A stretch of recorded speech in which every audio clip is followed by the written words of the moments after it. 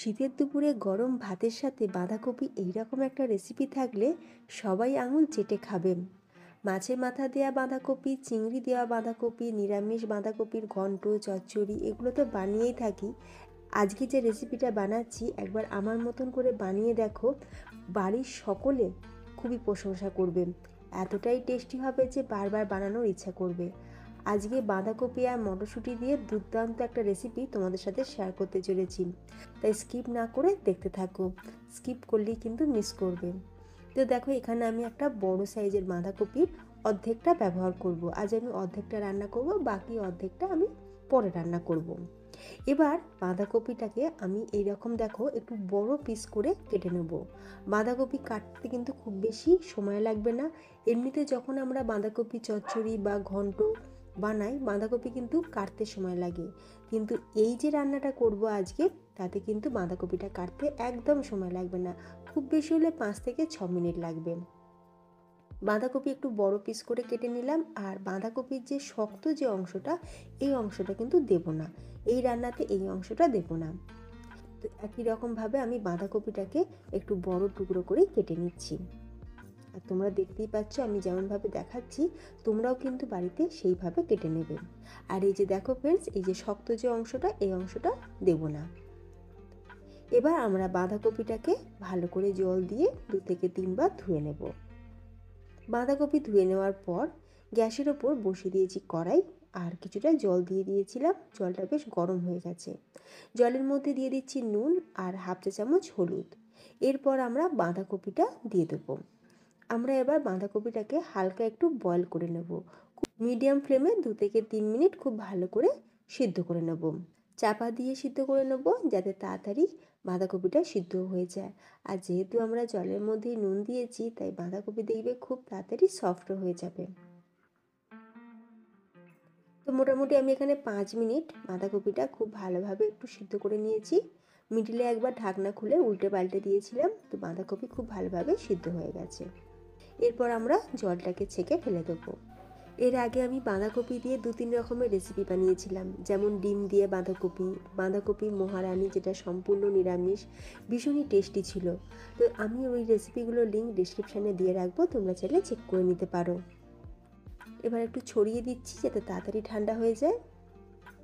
তারপর বাঁধাকপিটা যখন পুরোপুরি ঠান্ডা হয়ে যাবে, এবার আমরা কি করব, বাঁধাকপির ভেতরে এক্সট্রা যে জলটা, এই জলটাকেও আমরা এইভাবে হাতের সাহায্যে চিপে ফেলে দেব। মানে গায়ে যতটা জোর আছে সেই জোর দিয়ে বাঁধাকপির জলটাকে চিপে ফেলে দিতে হবে। বাঁধাকপির মধ্যে যেন এতটুকু জল না থাকে। যদি বাঁধাকপির মধ্যে জল থেকে যায়, তাহলে পরে রান্নাটা করতে টাইম লেগে যাবে। তোমরা দেখতেই পাচ্ছ একদম জল চিপে ফেলে দিয়েছি। আচ্ছা, অন্যদিকে এবার একটা মশলা রেডি করব। একটা মিক্সির জারের মধ্যে দিয়ে দেবো এখানে 2 চামচ পরিমাণে কালো সর্ষে। তবে তোমরা চাইলে হলুদ সর্ষেটাও ব্যবহার করতে পারো। অনেকেই আছে কালো সর্ষে খেতে চায় না, তো তোমরা হলুদ সর্ষে ব্যবহার করবে। 2 চামচ কালো সর্ষে দিলাম। এরই সাথে দিয়ে দেবো 2 চামচ পরিমাণে পোস্ত। 4 মগজ দিয়ে দিলাম 1 চামচ। এবার এই শুকনো মশলাগুলো আমরা প্রথমে একটু গুঁড়ো করে নেব। এখন কিন্তু আমি জলের ব্যবহার করিনি। শুকনো মশলাগুলো দেখো ঠিক আমি এইভাবে পাউডার করে নিয়েছি। এইভাবে মশলা একটুখানি গুঁড়ো করে নিলে খুব ভালোভাবে পেস্ট হয় আর তাড়াতাড়ি হয়েও যায়। আচ্ছা, এরপর দিয়ে দেবো এখানে নারকেল। এখানে আমি ছোট বাটির মাপে 1 বাটি নারকেল কোড়া দিলাম। ঝালের জন্য দিয়ে দিচ্ছি কাঁচা লঙ্কা, আর স্বাদটা বাড়ানোর জন্য দিয়ে দিলাম 1 চামচ চিনি। চিনিটা কিন্তু দিতেই হবে, তোমরা চেষ্টা করবে চিনিটা দেওয়া, তাতে কিন্তু টেস্ট খুব ভালো আসে। স্বাদ অনুযায়ী নুন দিয়ে দিলাম। এবার অল্প পরিমাণে জল দিয়ে এই মশলাটার আমরা সুন্দর করে পেস্ট বানিয়ে নেব। তবে আবারও বলছি, জলের পরিমাণটা কিন্তু একদমই বুঝে দিতে হবে, মানে খুব বেশি কিন্তু জল দিলে হবে না। আর যদি তো শিলপাটাতে মশলাটা বাটো, সেক্ষেত্রেও অল্প পরিমাণে জলের ব্যবহার করবে। আচ্ছা, এরপর আমরা বাঁধাকপির মধ্যে দিয়ে দিলাম মটরশুঁটি। যতটা পরিমাণ বাঁধাকপি নিয়েছি সেই অনুযায়ী মটরশুঁটিটা বুঝে দিলাম। আর মশলা বাটাটা দিলাম, সাথে দিয়ে দিচ্ছি সর্ষের তেল, কাঁচা সর্ষের তেল। এবার সব কিছুকে আমরা খুব ভালো করে বাঁধাকপির সাথে মাখিয়ে নেব।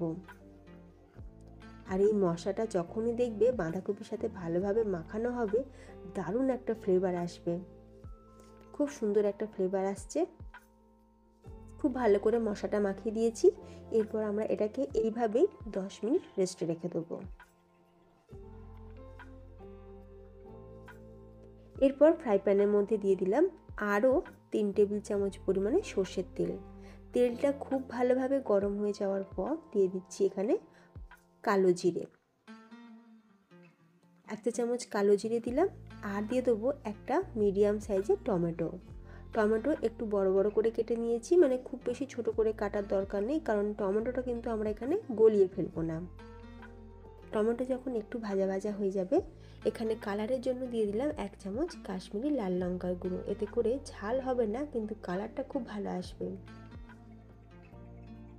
লঙ্কা গুঁড়োটাকে দিয়ে একটুখানি নাড়াচাড়া করে নিয়েছি। তারপরে আমরা বাঁধাকপি মিশ্রণটা দিয়ে দিলাম। দিয়ে এই সময় কিন্তু গ্যাসের ফ্লেমটা একদম লোতে রাখতে হবে। লো ফ্লেমে বাঁধাকপিটা আমরা মশলার সাথে একটু নাড়াচাড়া করে নিচ্ছি। বাঁধাকপি অনেক রেসিপি আমরা বাড়িতে বানিয়ে থাকি, আজকের রেসিপি কিন্তু একদমই ইউনিক। ওপর থেকে কয়েকটা চেরা কাঁচা লঙ্কা দিয়ে দিলাম।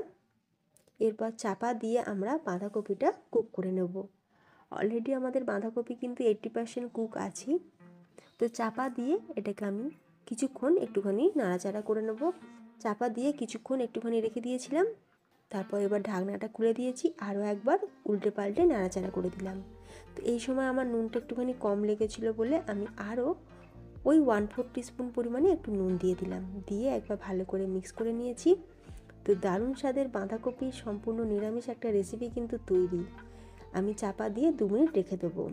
হাতের সময় যদি খুবই কম থাকে তাহলে খুব কম সময়ে অনায়াসেই বাঁধাকপি নিরামিষ এইরকম একটা রেসিপি বানিয়ে নাও, দেখবে গরম ভাতের সাথে আর কিছুই লাগবে না। যদি তোমাদের আজকের রেসিপিটি একটু হলেও ভালো লেগে থাকে তাহলে অবশ্যই ভিডিওতে একটা লাইক দিও, শেয়ার করো। তার সাথে তোমরা যদি আমার চ্যানেলে নতুন বন্ধু হয়ে থাকো তাহলে প্লিজ চ্যানেলটি সাবস্ক্রাইব করে পাশে থাকা বেল আইকন প্রেস করে রাখবে। তাহলে আমি চ্যানেলে যখনই ভিডিও আপলোড করব তার নোটিফিকেশন সবার আগে তোমাদের কাছে পৌঁছে যাবে। তাহলে ফ্রেন্ডস, ভিডিওটা আমি এখানেই শেষ করলাম। ধন্যবাদ।